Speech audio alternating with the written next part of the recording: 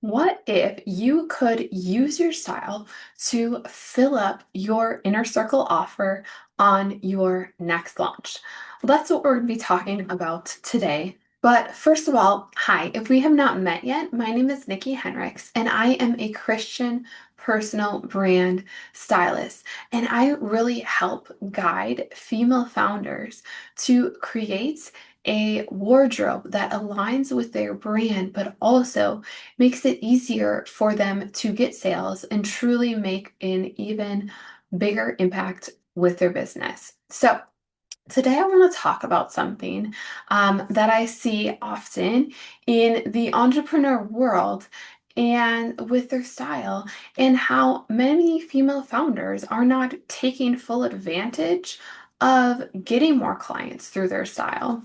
So often, um, I'm always asking or trying to figure out like what is stopping people from investing in their style.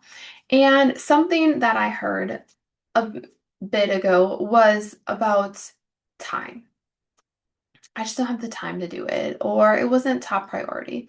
And, I totally agree that as female founders, we have a lot going on, and time we want to make sure we are using our time wisely. But it's interesting because I see so many female founders working on investing themselves, which is so important. But I don't think we're understanding, um, like, I see them investing in things out of order. If you really think of the timeline of sales, so that's what I'm going to talk about today.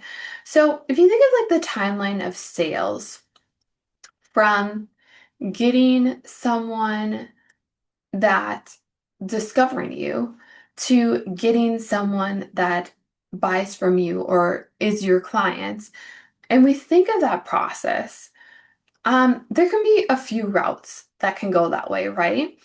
They might discover you on an ad. They might discover you word of mouth.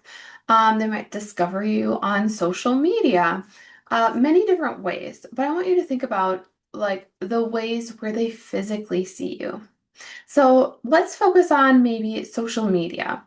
So let's say that, 50% or more of the people that become your clients find you on social media. Well, most often they're going to be seeing you during that process, right? Especially, um, think about when someone's scrolling and they happen upon seeing you, or maybe one of their friends liked one of your posts and they see you.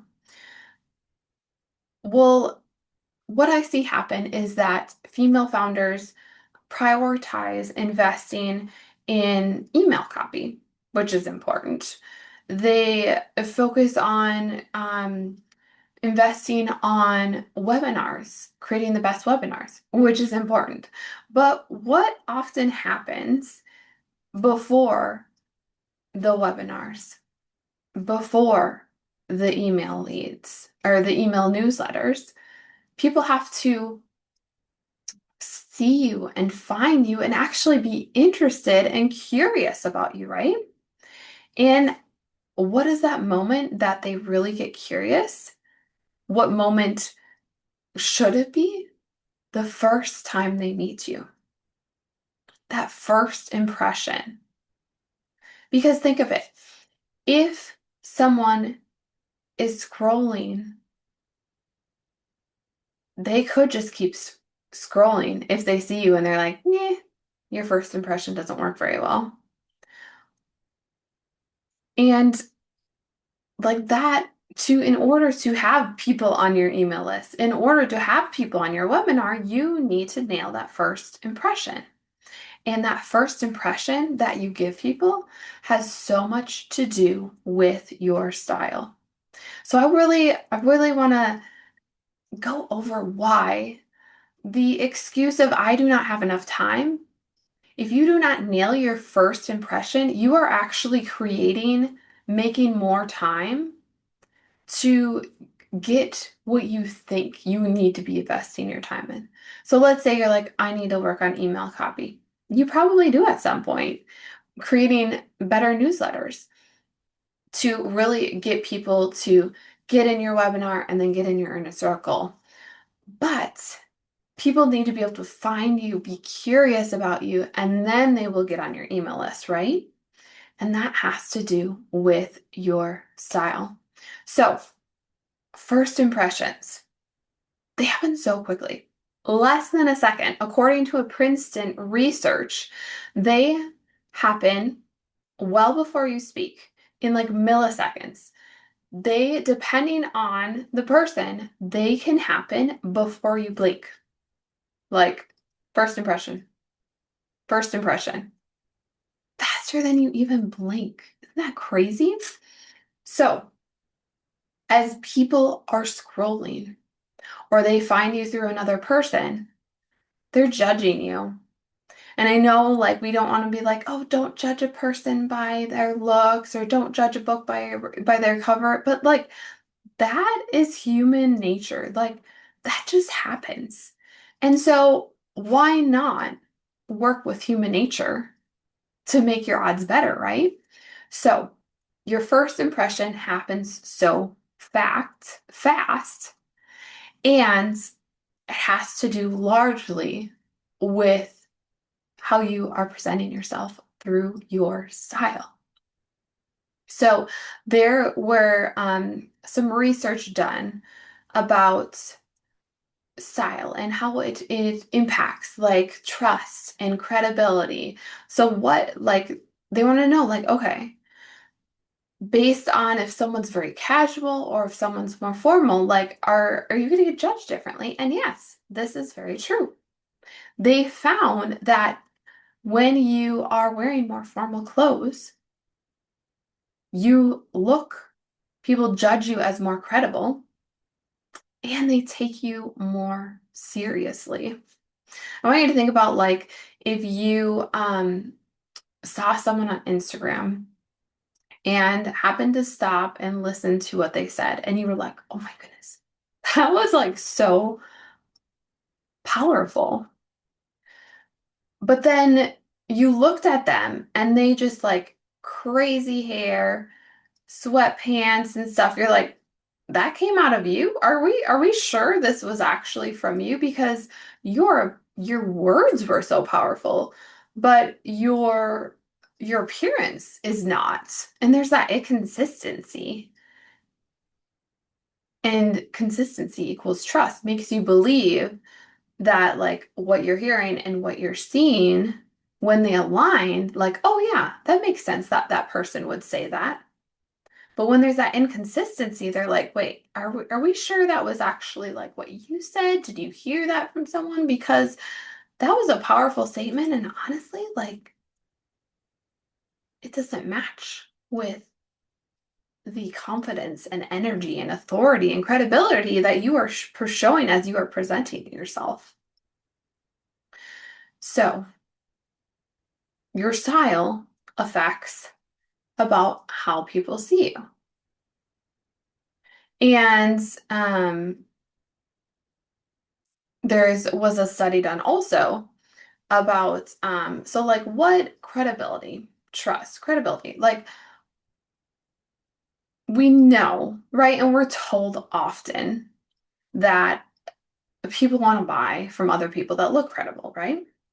Well, it's a high percentage. And not only is it like people are willing to buy from that person, but they're more willing also to pay a higher price. So in a study done, and this was a study that was done in many different countries, 71% said that they would buy from a salesperson than one with a lower price. And you may be like, well, I'm technically not a salesperson. If you are selling an offer, then you are in some form a salesperson. You are selling your product, you are selling your program, you're selling your inner circle program, right? And so people do care that people look credible.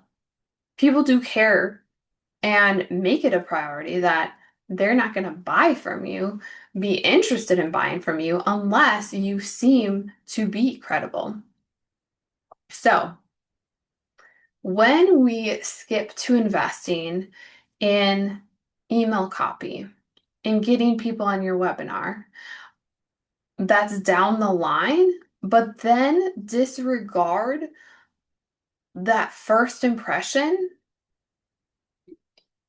you're going to have people pass you by.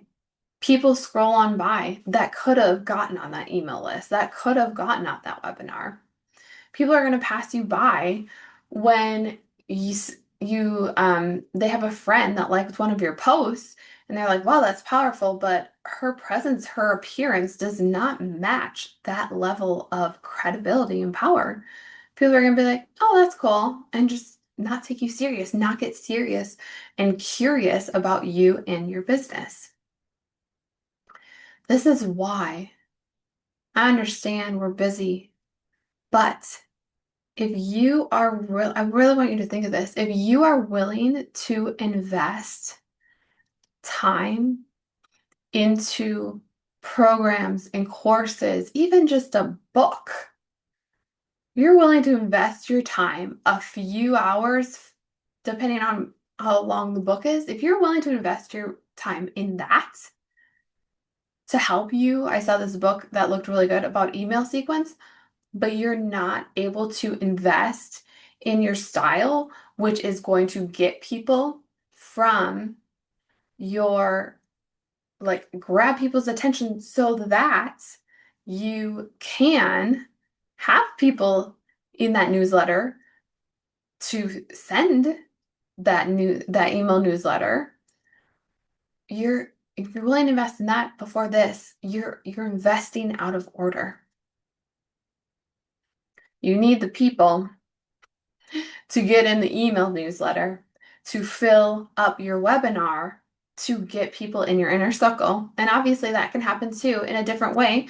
Maybe you do have people join your inner circle that find you on Instagram and get in your DMs, but still they had that moment of first impression with you, right? That is the start in many different scenarios. That is the start of the relationship, the start of the selling process, that first impression. So it's so important, your style and showing up as credible so that you can get people into your masterclass and into that next launch so that you can fill up your inner circle in your next launch. And this is possible when you show yourself through your style as someone that is credible. All right. Well, if you would like a resource to help take and really create that a good first impression as people see you as someone that is credible, you can do that by one simple step, and that is adding trends into your business wardrobe. Because when you wear the trends, you are saying, hey, I'm up to date in my wardrobe. And that is going to put their minds in, like, oh, she is intentional in being up to date in her wardrobe. I bet she's very intentional too with being up to date in her business. And that is someone that, like, I really need. Like, I don't want to work with someone that is out of date in the way that she gets her clients' results. So I have a free style guide resource for you. Look below here and I will post the link. But know that until next time, I am cheering you on in your style, female founder. You have an amazing business that God wants you to use to create such an impact with. Yeah. Use your style to create an even larger impact this year than you ever have before. All right, bye for now.